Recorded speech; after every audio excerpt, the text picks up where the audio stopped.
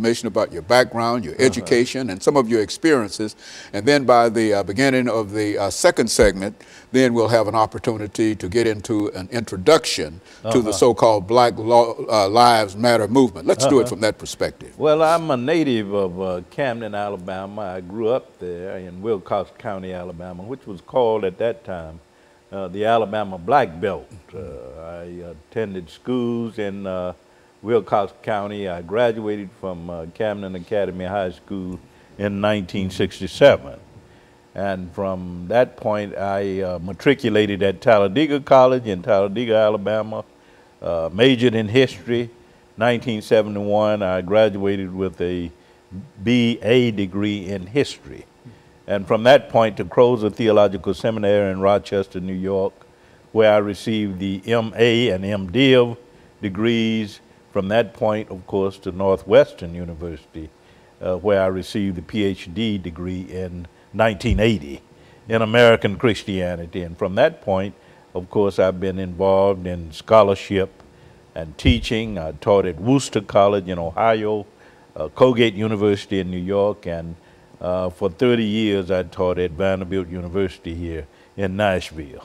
And so, and also known, Dr. Baldwin, I must say, as one of the most important individuals dealing with the scholarship of Dr. Martin Luther King. Even though today we're not going to talk specifically about Dr. Martin Luther King, we're going to talk about a movement that I didn't know that much about personally before we talked about it. That was inspired by. That was in a real sense inspired by Dr. Martin Luther King. Exactly. Let's see if we can, Dr. Baldwin, during this first few minutes during this segment, to have you to give us some understanding of the Black Lives Matter movement. Well, the Black Lives Matter movement actually started in 2013 after the acquittal of George Zimmerman for the murder of Trayvon Martin.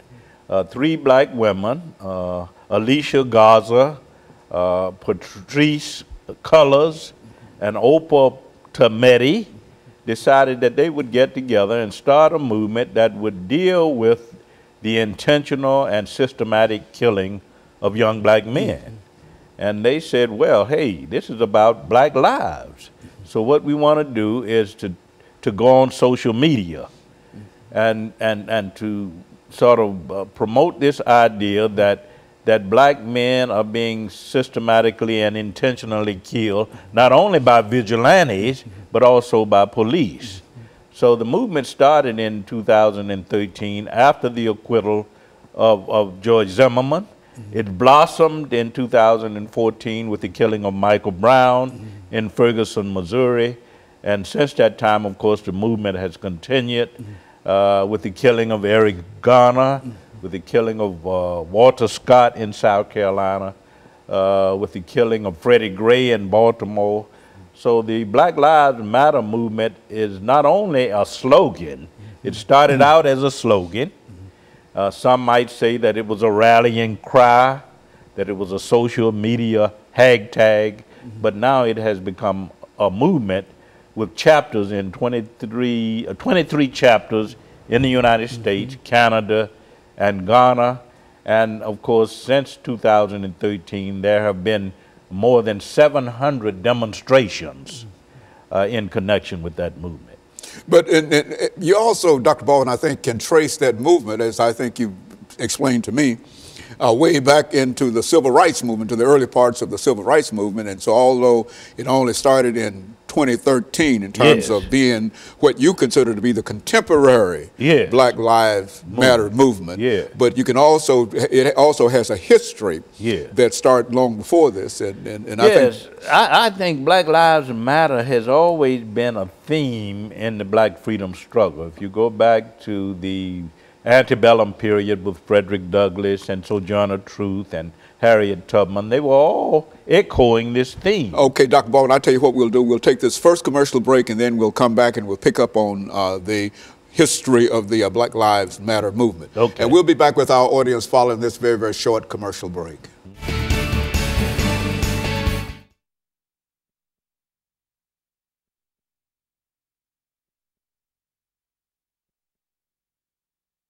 We're still dealing. And then the last, where are we going from here? Yeah, Okay. Yeah, so do you want to do some history about it? Because I think you were talking about. Yeah, we want to go into the historical background of it. Well, let's give about we've got to have about 8 minutes. Better to talk about that. Yeah, and then that last 10 minutes we can get into whatever else you wish to deal with. Sounds great to me, yeah. Yeah. This is fun. Yeah, it's all laid out here.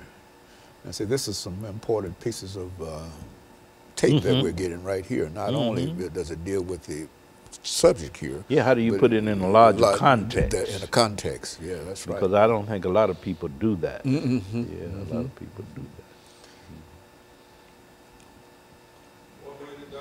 Yeah, so we're getting ready for the second segment. And it goes like that, doesn't it? Yeah. It goes just like that. And this is one of 5, my first of 5 today. Yeah. So we'll be out of here about 2:30.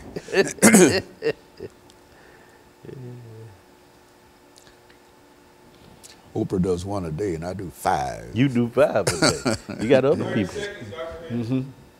Yeah, we got 5 more people to come in and occupy that seat. Oh, man. Doc, you a busy man.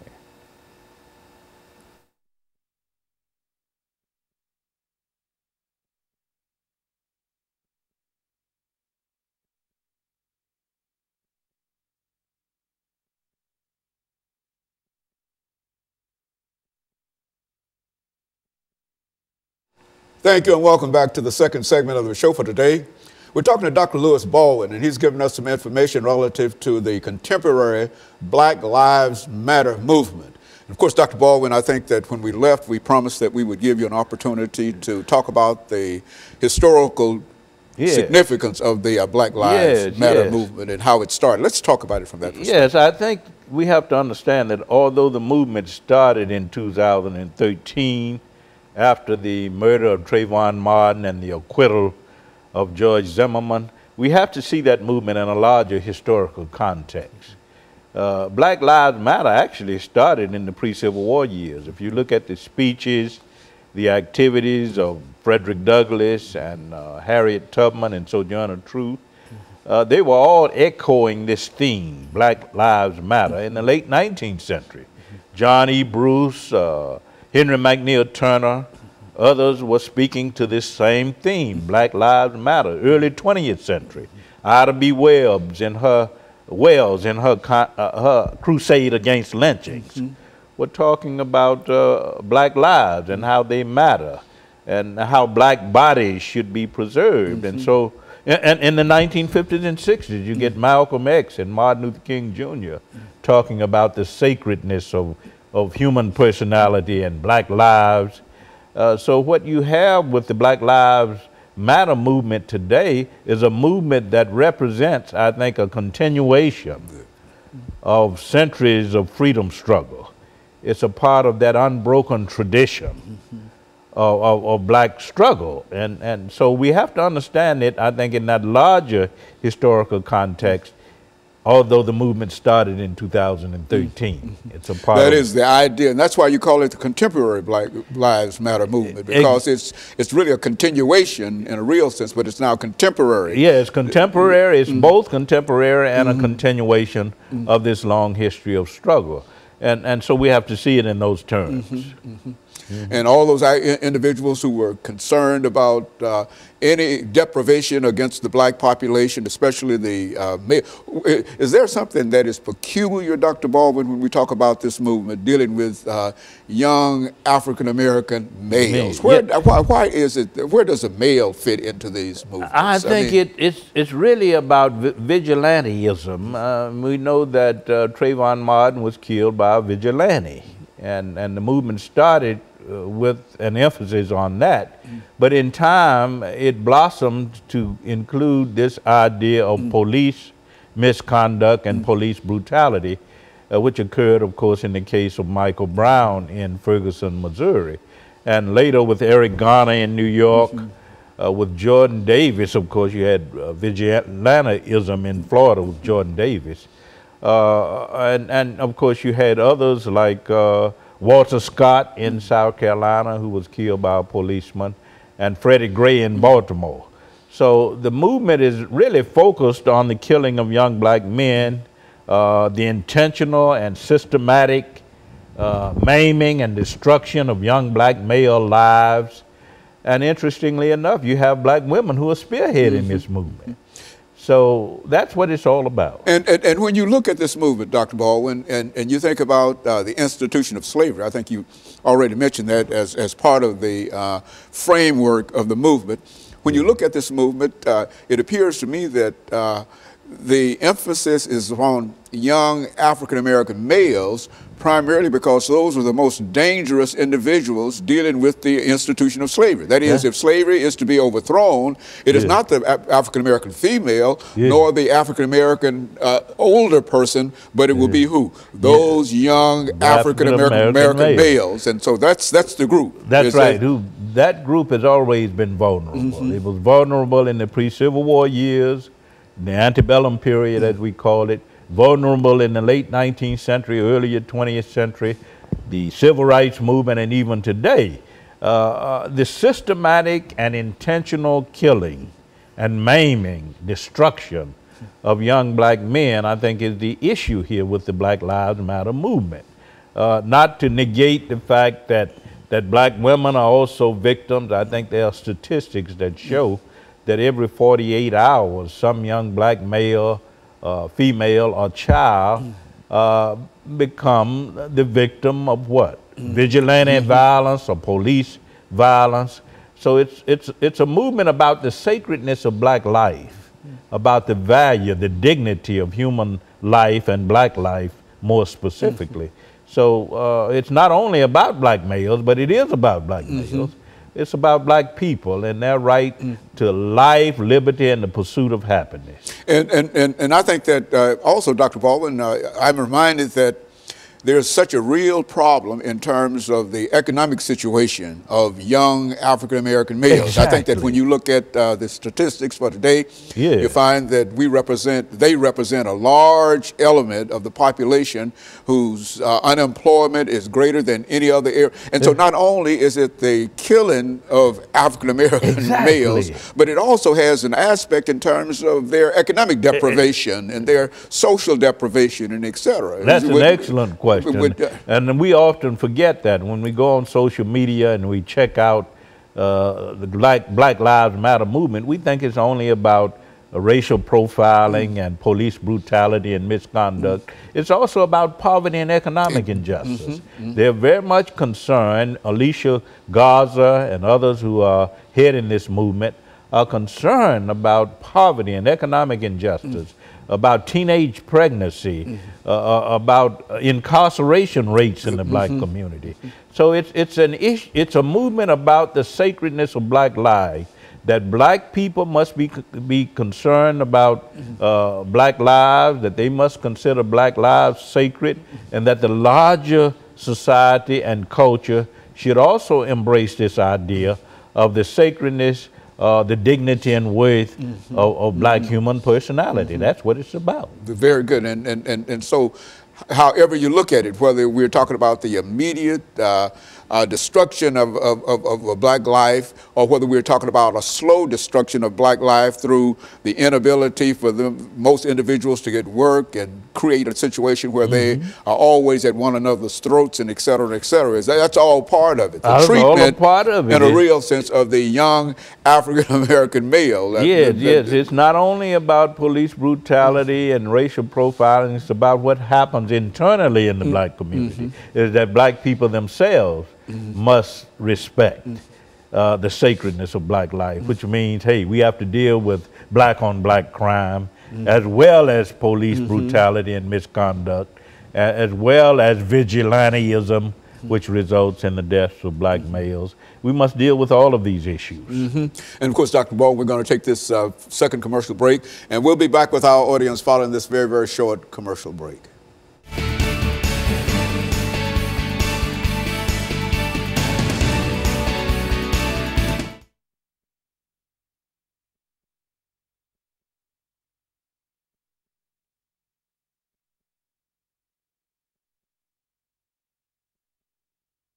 All right. So, All right.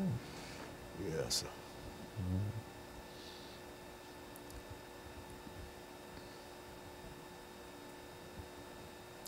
Black Lives Matter. And now you want to know, where do we go from here? Where do we go from here? Is the movement going to sustain itself, or is it just a fad?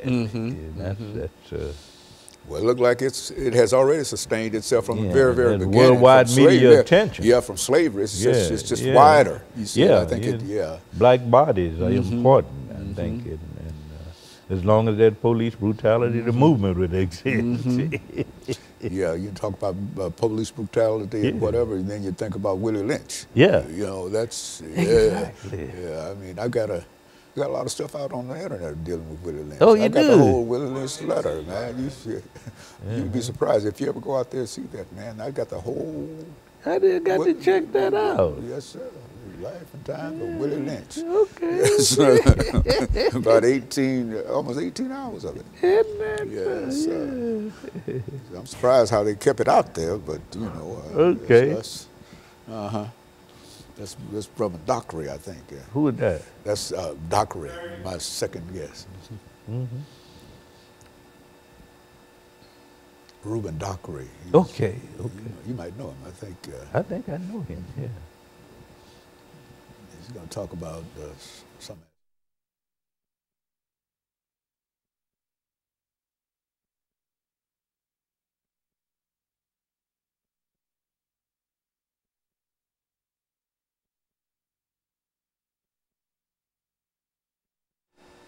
Thank you and welcome back to the final segment of the show for today. We're talking to Dr. LBaldwin, and he's giving us some information in reference to the contemporary Black Lives Matter movement, and he's also giving us information in reference to the historical aspect of that movement. So, Dr. Baldwin, let's, during this last segment, pick up and give you an opportunity to try to bring in as much information as you possibly can during this last segment to highlight what we're talking about here, dealing with the so-called Black Lives Matter movement, the contemporary version of that movement. I think we have to consider the question of where that movement goes from here. I think it is an extension of the civil rights movement, because if you look at the civil rights movement, Martin Luther King Jr. and Malcolm X and Ella Baker, John Lewis, they all raised the question of the preservation, the value of black bodies. And I think that the Black Lives Matter movement is building on that, and I think it's going to continue to be a major movement because it has attracted worldwide media. It's a movement that, as I said earlier, is respected around the world. There are 23 chapters, one in Canada, there's one in Ghana. So I think the movement will continue to blossom and evolve, because there will be... the issues are always the same, no matter where you go. It's always a deprivation of young African-American males. African-American lives. So I guess, wherever. Yeah, you know. Every 48 hours, there's some black male, woman or child murdered by vigilantes, by hate groups, or by policemen. So that movement, I think, will blossom. And I think because of social media, because of the internet, it will become as important, this is my prediction, as the civil rights movement. When you talk about 700 demonstrations that have occurred since 2013 up to this point in connection with the Black Lives Matter movement, you're talking about a major movement. So we need to move away from this idea that the Black Lives Matter movement is a slogan, that it is a rallying cry, to develop a sense of it as a movement. And as long as black lives are in jeopardy because of poverty, because of racism, because of economic injustice, you're going to have a Black Lives Matter movement. It's a historical movement with an unbroken tradition, and I think we have to keep that in mind. And it's still dealing with the same basic question in reference to the subjects. Exactly. In reference to this movement. No matter where you look, exactly, as you've already explained in American history, you're going to find out the same problems, the same deprivation, the same lynchings, the same burnings, and all of those things that happen. And so, yes. Throughout our history. And Malcolm and Martin spoke boldly to this issue of police brutality. So when we hear people like Alicia Garza and Patrice Cullors and Oprah Tometi, who are the leaders of this Black Lives Movement, they are simply echoing what Martin and Malcolm and Ella Baker and Rosa Parks and others were saying about the sacredness of black bodies and the need to protect black bodies, not only against police brutality, but against these other problems that you raised, such as poverty and economic injustice. Yes, because if Black Lives Matter dealing with police brutality, they also matter dealing with the inability of African American males to find jobs, exactly. the inability of them to find health. Yes. And so it covers the whole thing. Yes, it spills over into drug addiction, it spills over into teenage pregnancy and other problems that have sort of become prominent in the black community. It's all about the vulnerability of black life, whether you're talking about economic issues or social issues or cultural issues.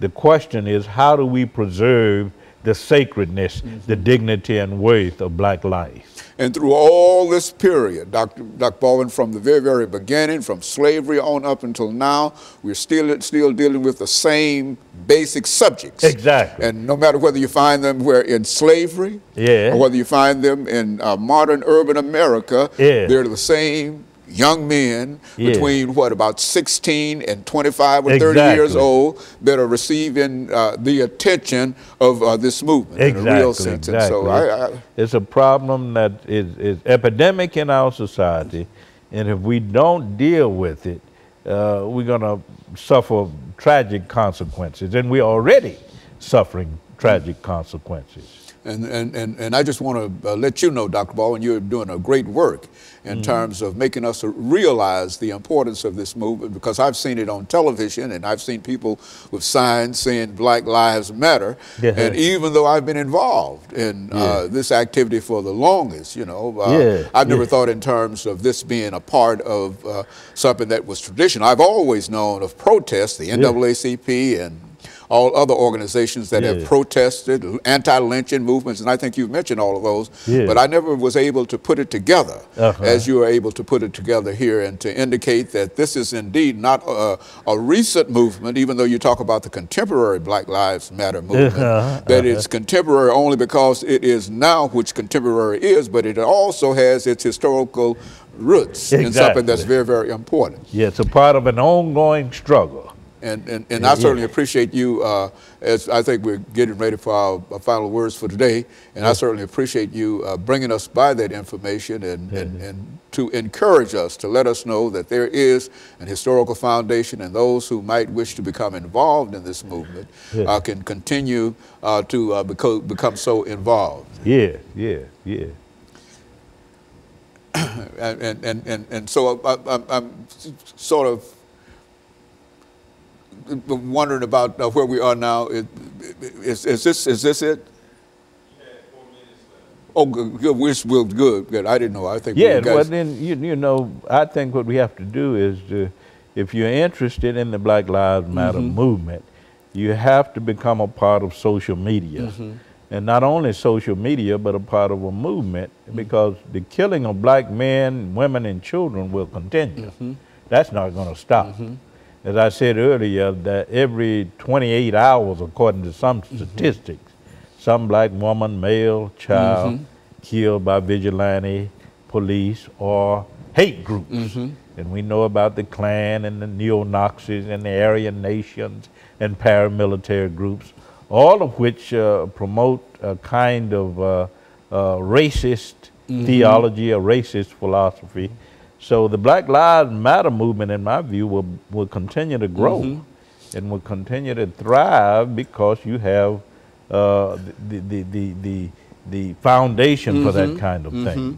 And so in a real sense, the whole movement is not only a continuation, but more people can become involved in such a movement, and it's and it's a greater recognition of what is going on in reference to the African American community within the African American community. Now, I think we have to go back to this principle of the sacredness of black life, which is not only embodied in Scripture but in our Constitution.